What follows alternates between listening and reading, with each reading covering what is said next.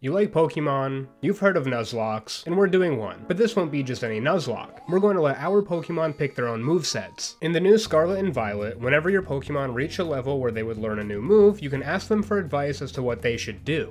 From what I can tell, this advice mechanic is totally random, as you're able to back out from asking advice, ask again, and they'll suggest a different option, giving them the illusion that their opinion matters. For this run, we won't be doing that. We're going with the first suggestion every time, and we're also banning the use of TMs, because that would defeat the purpose of this gimmick if I could invalidate my little guy's choices. We're also banning the use of items in battle because they're lame, which I only learned afterwards was a hardcore Nuzlocke variant, so if we used that as clickbait, you can't roast me for it. We started by selecting the blonde kid as a base and named them Joginky. We're playing Scarlet, so I decided this color palette was appropriate, and because I'm going into this run pretty much completely blind, this look of anxiety felt fitting. We mashed through the intro as fast as we could, marveled at how loaded our family must be, and enjoyed just how nervous we looked from close up.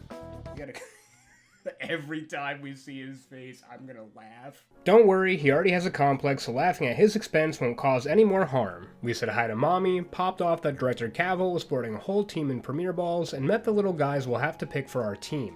Nintendo did a damn good job at making you form an emotional attachment to these little friends by having you escort them down this coastal walkway just to force your hand in choosing only one of them. Up until this point, when talking about the starters, chat had very little to say outside of Weed Cat, so of course they gave into that peer pressure. We will take Sprigatito.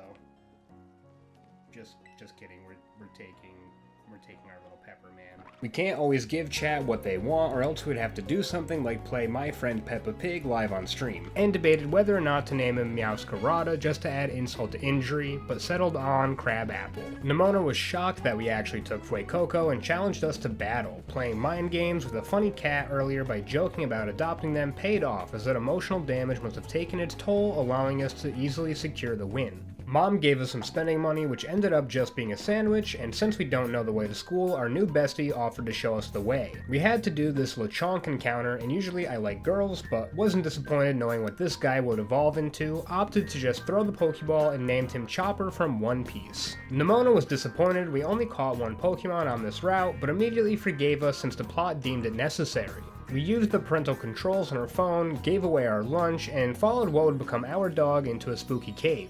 Having both yelled at and been yelled at by the inhabitants, we were carried to safety by our dog and made the decision to call the scripted Houndoom our encounter for Inlet Cave because I'm a hardcore Nuzlocker and not because we forgot to go get an encounter there. Safe outside the cave, we battled Arven to see whose dog Koraidon really was and decided to call him our own. Atop the lighthouse, we were finally, mostly, out of the tutorial for this game and pulled out another gimmick for the run. Because Scarlet and Violet are open world and Pokemon can be seen roaming in the wild, we could choose what our encounter would be if we wanted to, which takes away an element of randomness older generations had. This would allow us to pick the best encounters in our region and build a pretty solid team. However, I'm both a masochist and a gambler, so instead we looked up all the possible encounters in an area, randomized them, put them on a wheel, and spun to see what we got. And when I say we did this, what I really mean is my friend Michaela did all the work, and I, like any other man, benefited from women's unpaid labor. This system isn't a perfect one-to-one representation of how older generation spawn rates were, since all Pokemon in an area are weighted equally, and because of that, it may even lean in our favor since those rarer encounters are just as likely to be rolled as the unwashed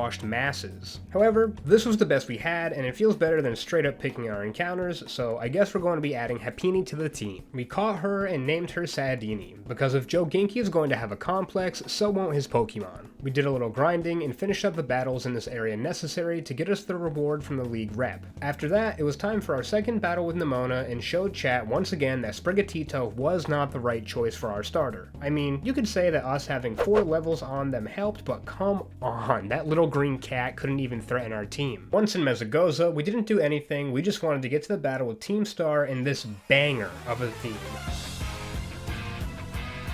Once we finally got to school, our worst nightmare occurred as Professor Jacques singled us out for public speaking. For the both of our sakes, dear viewer, I'll speed through our school montage since we both know the story. We're getting swole at gyms, hunting genetically modified Pokemon, and criminalizing non-conformists. After all of that, it was time for our treasure hunt. Arven and Nimona can fight over us all they want, but we're going to follow this route someone planned out for us, and it has nothing to do with which friend we like better. Since we can go to South Province Area 2, South Province Area 3, as well as the Pokemon League, we decided that we should roll for our encounters now and decide where to head.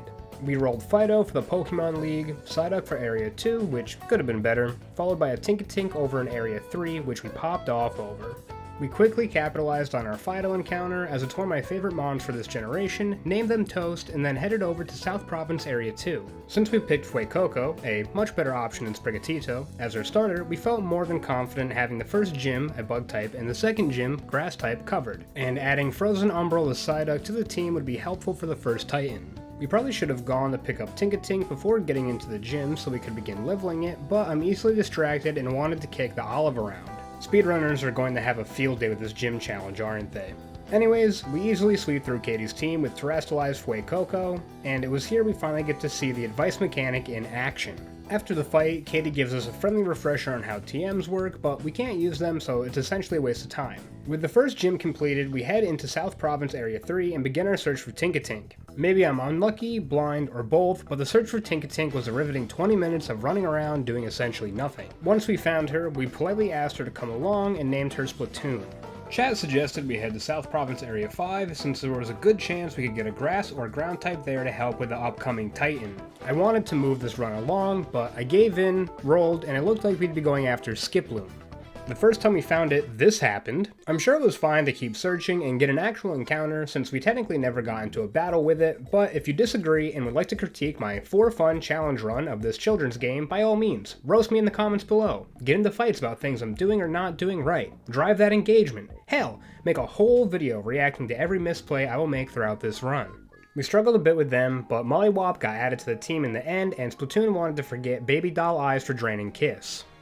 I was super nervous going into the fight with the Titan, but with what I found out was an only slightly over-leveled team, we made our way to the Stony Cliff Titan, where I discovered I was worried for nothing. Arvin and I did some plot, and thank God, Koraidon can dash now. Holding the W key is awesome, but Shift W is where real heroes thrive. Since that Titan was a breeze, we only laughed at the windmills for a little bit on our way to do the second gym, met up with our best rival, and found the not-so-hidden Sunfloras. Having been tricked by the shading of this wall here into believing it was a ramp, the only thing to do to redeem ourselves was to beat Brassius in a battle. You know the drill. We press Terra Fire on Crabapple and hit Incinerate 3, wait no, Sudowoodo has 30, hit Incinerate 4 times.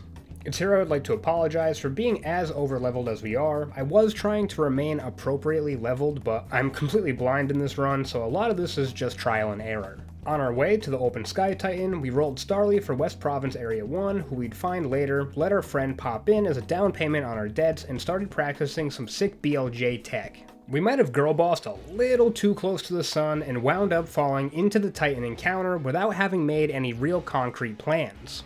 We panicked, and deciding that hitting Terra Fairy with Splatoon was the move so we would recover more health with Draining Kiss, only to be brutally reminded afterwards that Terastallizing takes away our steel typing. Not wanting to lose Splatoon since Tinkaton will be an absolute monster later in the game, we swapped in Toast, thinking that they would be able to take a hit and then outspeed. But once we saw the damage taken, we second-guessed ourselves, switched Frozen in, and almost died. We didn't want to lose our only water type. We made the tough call to sack Sidini for the free switch-in. We thought we could outplay this bastard bird and paralyze it with Mollywop, but ended up just being one shot by the wing attack. I'm really sorry, that was a bad play. Crabapple has good defense, and we hoped he was our solution to this encounter. Not only did we outspeed, we knocked it all the way down into the second phase, meaning we sacrificed Mollywop for nothing, but hindsight is for losers and we had to focus on finishing the fight ahead. We thankfully regained our steel typing on Splatoon so that we could tank a hit, which mattered not considering Arvin drew aggro and made this fight a cakewalk. Open Sky Titan defeated, I felt pretty foolish. We lost Sadini and Mollywop unnecessarily. We got another sandwich and got more insight into Arvin's goals and the best damn plotline in any Pokemon game ever. Don't at me, dogs just tug on my heartstrings. At this point, I had forgotten we were playing online, and unfortunately broadcasted this to the people at home. Hope that wasn't too spicy for YouTube. We then spent the next 40 minutes trying to find that Starly to add to our team before we hit the Team Star Dark Base, but we couldn't find one no matter what we did. Thankfully, we practiced that BLJ earlier because we had to reach these high areas normally inaccessible to us at this point in the game for the Starly encounter. That, mixed with the Encounter Power Flying Dish we snagged back in Mesagoza, we could add Golden the Starly to our team. Getting things started, at the first Team Star base, we easily got through the guard with a Murkrow using Splatoon, and Golden got a nice easy evolution.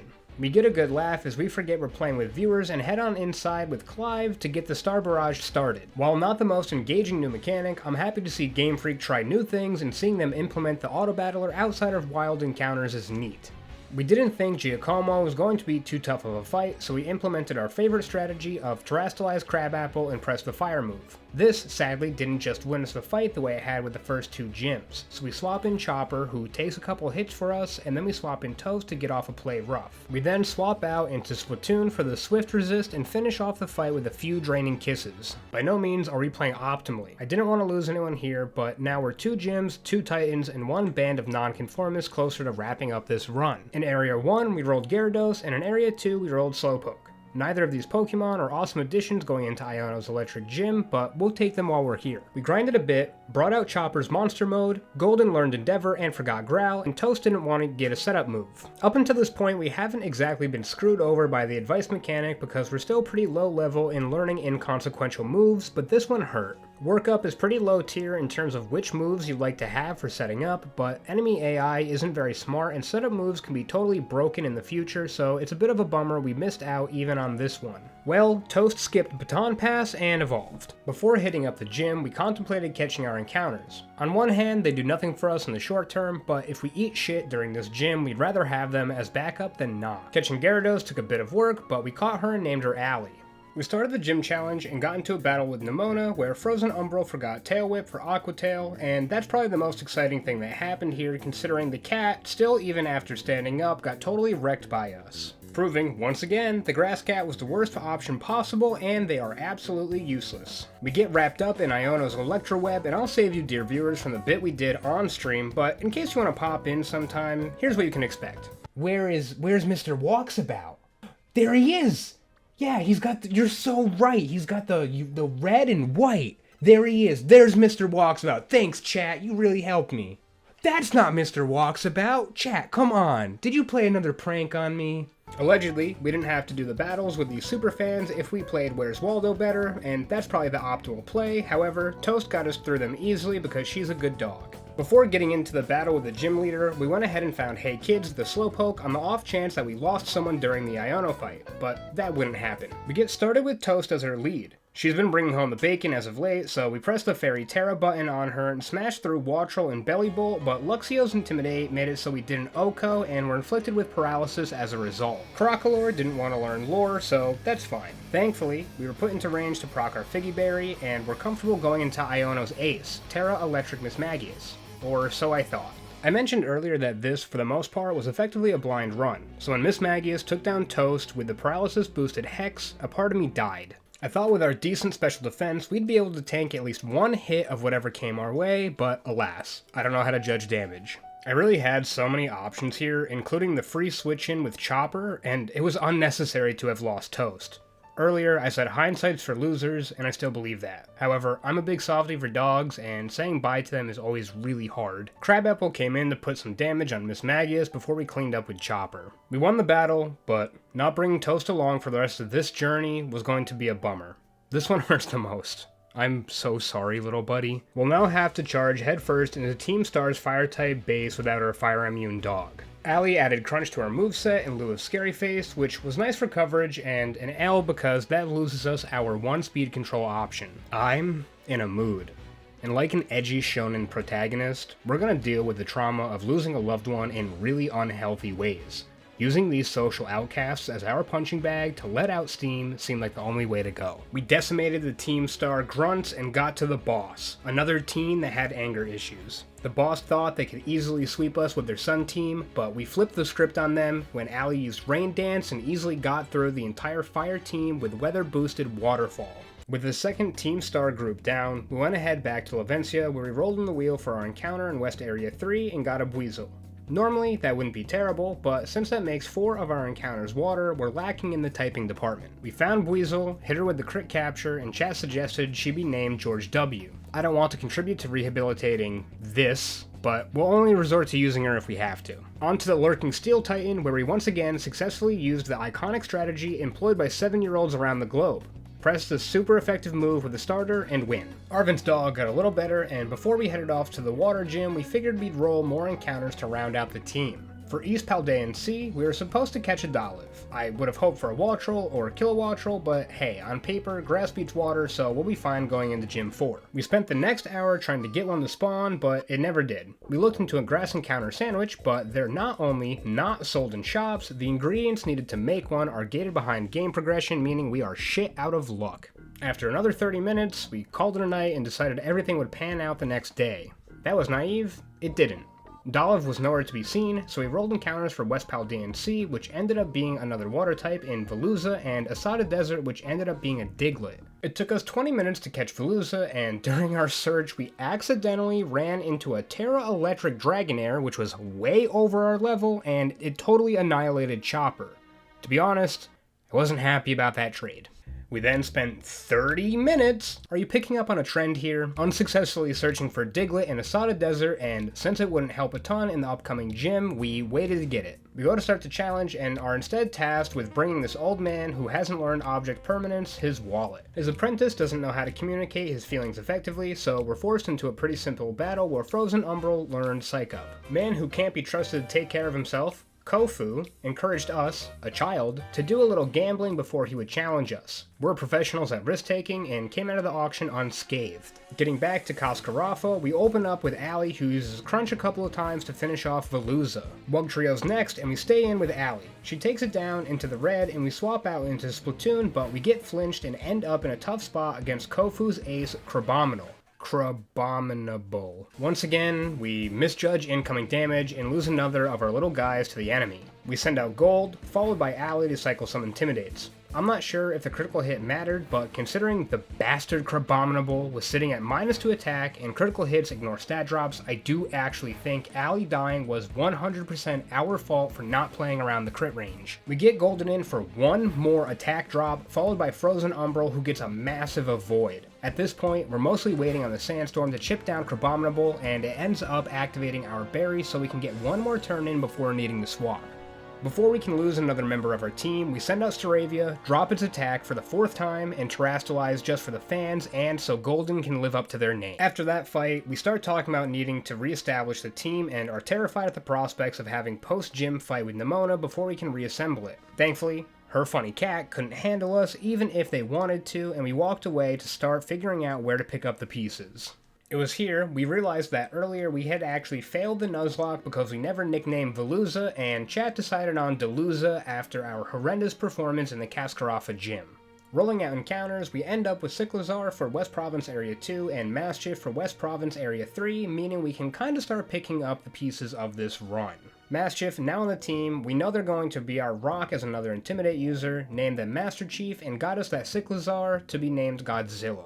Oh, and we renamed War Criminal to George W because we needed a dub, and surprisingly, they didn't want to learn double tap. We then spent the next too long trying to figure out where the Dolive in East Paldean Sea would be, to no avail. Team Star's Poison Boss is our next goal, so we go searching for that Diglett back in the Asada Desert with no luck to be found. Master Chief wants to skip comeuppance, probably out of spite for us wasting more time on searching for these encounters. Since none of the goddamn Pokemon we're rolling are appearing, we simply roll the encounter for Tagtree Forest, which is Hatchram. Not a strong show for the Poison Boss, but we'll try to find her and add her to the team. Except we won't. We spend 25 minutes searching for the encounter to no avail. At this point, I'm bored, you're bored, and something's gotta give. So, I asked my chat if it would be cool if I just grabbed the Pokemon from regions I know they'll spawn more easily in, and the consensus was, fuck it, it doesn't really matter. And thank God, because I was ready to move on with my life. Big surprise to everyone, we snagged Diglett literally 30 seconds after making that decision, name her Biglet and help her evolve into Dugtrio. She didn't want to learn Sand Tomb, and after catching up in levels, she wanted to forget Sucker Punch for Sandstorm. It's okay, we didn't want a priority move anyway. We stole this kid's lunch money, headed into the star base for the impending gang war, smashed through, and got to Atticus. Street Art Shakespeare thought those words of his were hot shit, and he had the punch to back it up.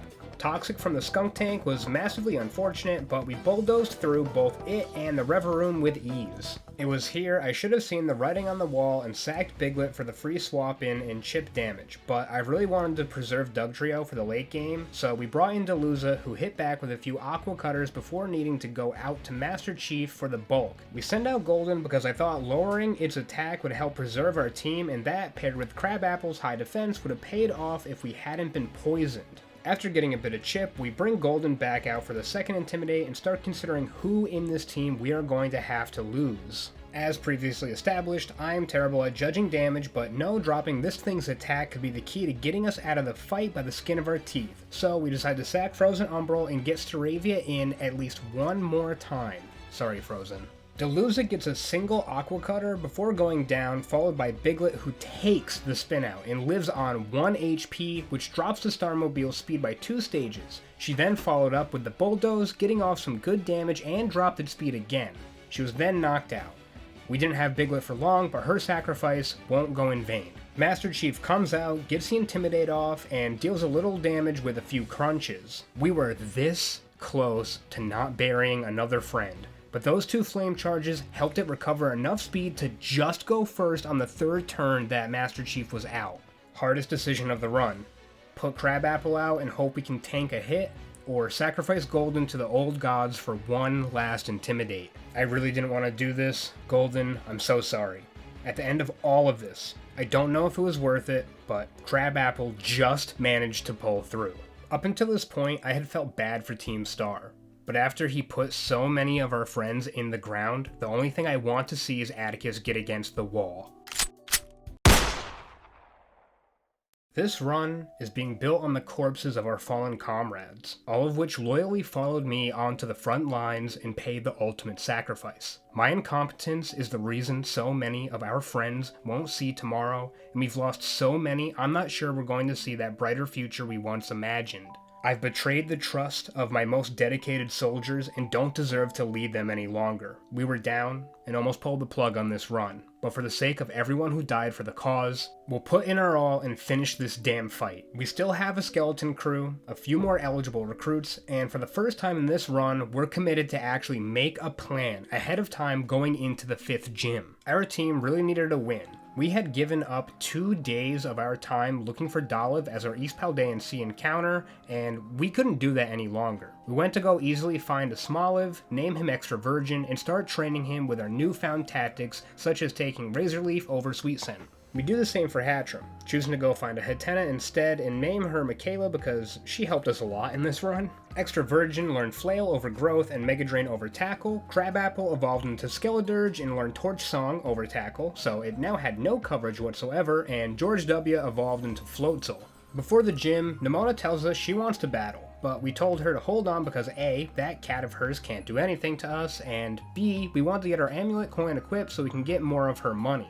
She says she'll tweak her team and be back to challenge us later, which we promptly forget about. Amulet coin equipped and everybody's lunch money within our reach, we begin the gym. For once, this one involves doing some battles, and I was not worried about these fights. I was mostly concerned that one of our Mons in particular is getting a tad over-leveled, but that was okay considering the rest of our team was pretty under-leveled. With the moveset we have, we crafted a plan that only required Crabapple to beat the gym, and our team of green warriors, having been shattered earlier by Atticus, was ready to feel like they were a part of something bigger than the training arc we had just done. So, worrying about leveling the rest of the team would come afterwards. This was our moment to prove that if we just read anything before charging headlong into the fray, we were capable of becoming a masterful tactician. We send out Crabapple.